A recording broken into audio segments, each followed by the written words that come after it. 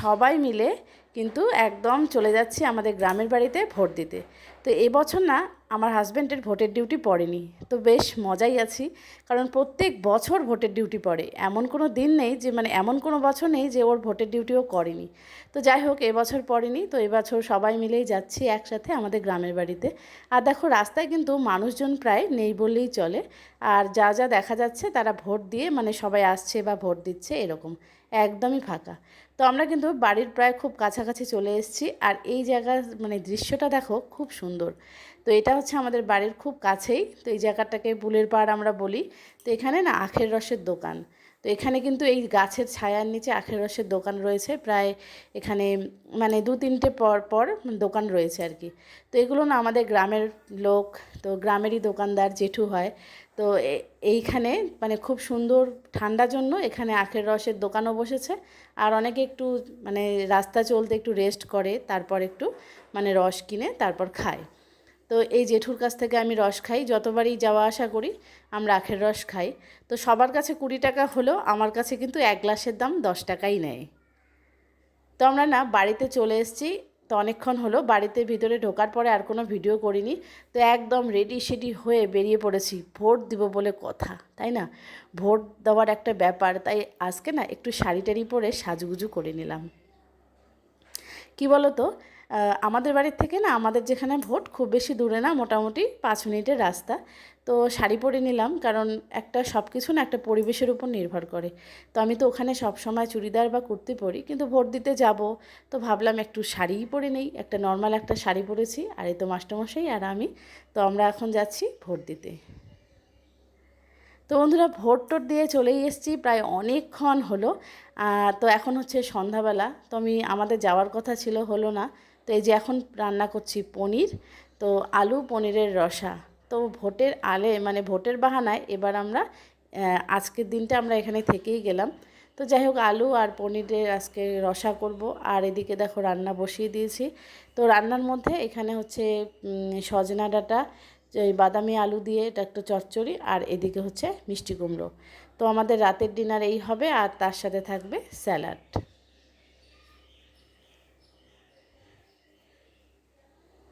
তো এদিকে মিষ্টি কুমড়োটা প্রায় ভাজা ভাজা হয়ে গিয়েছে।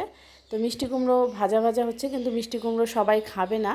তো তার জন্য এখানে সজনা ডাঁটা আর করব পাঁপড় ভাজা, আর করে নেব হচ্ছে স্যালাড, তাহলে মোটামুটি হবে। আর মিষ্টি কুমড়ো না একটুখানি চিনি দিয়ে নিলাম, কারণ ছোটু খাবে তো।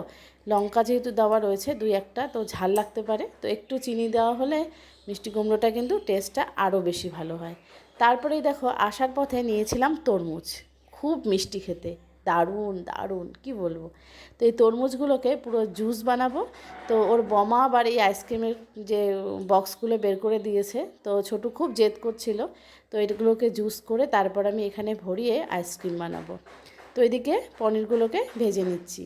তো আমার না জুস করা হয়ে গিয়েছে। তো ছোটু এত আবদার করছে, এত অত্যাচার শুরু করেছে, তো আর সেইভাবে দেখাতে পারলাম না। তাড়াতাড়ি ফ্রিজের ভিতরে ডিপ ফ্রিজে ঢুকিয়ে দিলাম।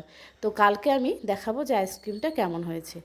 তো এই যে দেখো এদিকে আলুগুলোকে সেদ্ধ করে নিয়েছি। তো নিরামিষ হবে রান্নাটা, আলু পনিরের রসা। আলু মশলা দিয়ে মাখা মাখা হয়ে গেছে, আর যে আমার ছোটু পনির নিয়ে, ভাজা পনির নিয়ে খাচ্ছে। তো বন্ধুরা দেখো, পরের দিন আমি চলে আসলাম আমাদের বাড়ির পিছনটা। তো এখানে না অনেক ফুল ফুটেছে, আর তোমাদের সাথে শেয়ার করছি আমাদের বাড়ির আকন্দ ফুল। যে আকন্দ ফুলগুলো আমরা শহরে আর কি কিনি, যেমন ধরো ওই শিব পূজার সময়, প্রতি সোমবার বা শ্রাবণ মাসে যে আকন্দ ফুলগুলো বেরোয় আর কি, আকন্দ ফুলের মালা। তো সেই আকন্দ ফুল হচ্ছে আমাদের বাড়িতে। তো দেখো ফুলগুলো কি সুন্দর। আর এই আকন্দ ফুল না প্রথমেই এরকম থাকে, একদম থোকা থোকা ফুল হয়। পরে যখন কয়েকদিন হয়, ফুলটা যখন ম্যাচুরেট হয়ে যায় তখন সেটা না ফুটে যায়। আর ফুটে যাওয়ার পর ওটা না বেগুনি রঙের হয়ে যায়, কিন্তু এই রকম গোটা গোটা যখন থাকে তখনই কিন্তু ফুলটা তুলে নিতে হয়। তো এই যে দেখো পুরো গাছ ভর্তি আকন্দ ফুল।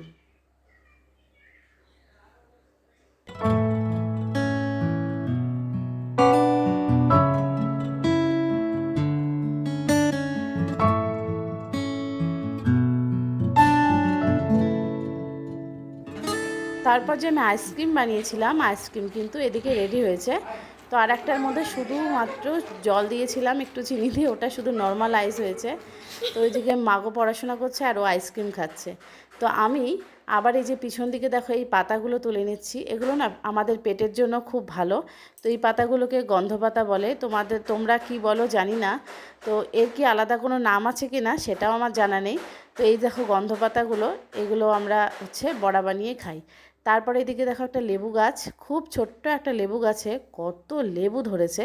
তবে এখন আমি এই লেবুগুলো নিচ্ছি না, আর কিছুদিন পর যখন লেবুগুলো একটু বড় বড় হবে, ম্যাচুরেট হবে, তখন এই লেবুগুলোর মধ্যে খুব ভালো রস হবে, তো তখনই সেই লেবুগুলো নেব।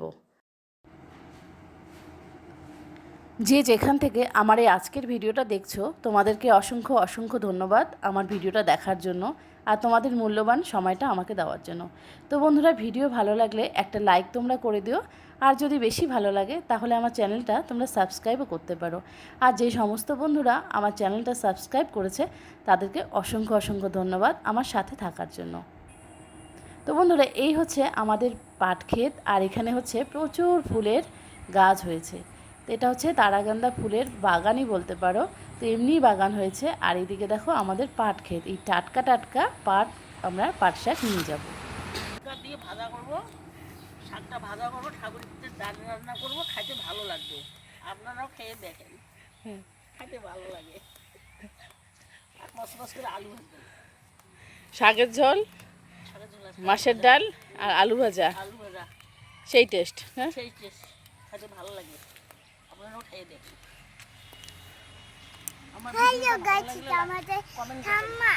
তুমি হাতে কি নিয়ে আসছো? কুকিং, আচ্ছা, এটা আমবাড়িতে।